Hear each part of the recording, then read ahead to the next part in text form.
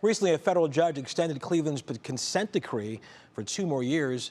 That decree was issued 7 years ago to bring police reform. The judge says not enough progress is being made, but they are making significant changes in one area.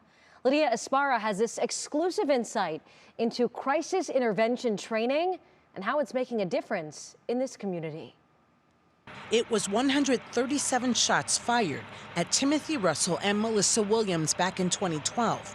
2 African Americans that led police on a 22-minute chase. Dozens of Cleveland police officers fired on the unarmed civilians. 2 years later, another African-American, 14-year-old Tamir Rice, was shot and killed by Cleveland police after waving a toy gun at the Cadell Rec Center. While these 2 cases were widely known, the Department of Justice was already taking a look at CPD. It determined there was a pattern of excessive force, misconduct, and violating residents' civil rights, just to name a few.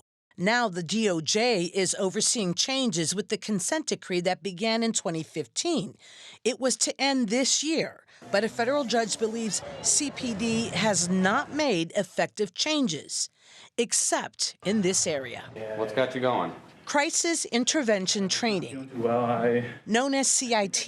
So how do you think we can help you today, Brian? In this class, 16 Cleveland police volunteered to become certified in the field to assist mental health emergencies. Can we take you somewhere else to get you some help? When families can no longer assist their loved ones.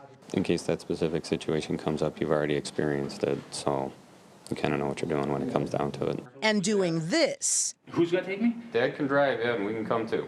Scenarios of mental health breakdowns. Talking is a good start, and I'm not going to pretend it's going to fix all your problems right away. Happens more than people realize. I deal with this every day anyway, so it's been getting a lot of information as far as a lot of resources, things of that nature, so I think it's pretty good. Resources from hospitals, diversion centers, from mental health centers. I believe it can help out, especially with our CIT unit and how they, they drive around with the actual casework and everything. Yeah, people want that. Though every officer gets 8 hours of mandatory training, this is a specialized CIT course. It requires 40 hours and it happens quarterly with a new group. Sergeant Maggie Crespo oversees the course for CPD. If they're on duty and there's a call for service for somebody who is in crisis, they are the officer that is required to respond. And police are responding well to this training. A DOJ monitor in the class has been impressed with police, and he says they are approachable, even though they are watched from here and here.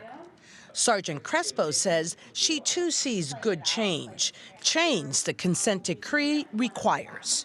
I've been on the job 23 years, so I came from that aspect of, things that were being done that weren't necessarily acceptable to society, and now those things are not acceptable.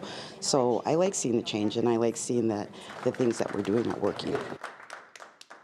Now, 77% of the patients that went to St. Vincent Charity were mental illness patients, and the majority were brought in by police. And Laura, as you can imagine, that work is daunting and exhausting for law enforcement. Lydia, you and I have been talking about this training, what you really saw, and you truly saw it making a difference firsthand, right? I sure did. I was at a rally for Tim Ryan this past election, and there was a mental illness patient outside, and she was roaming up and down the street, screaming and yelling.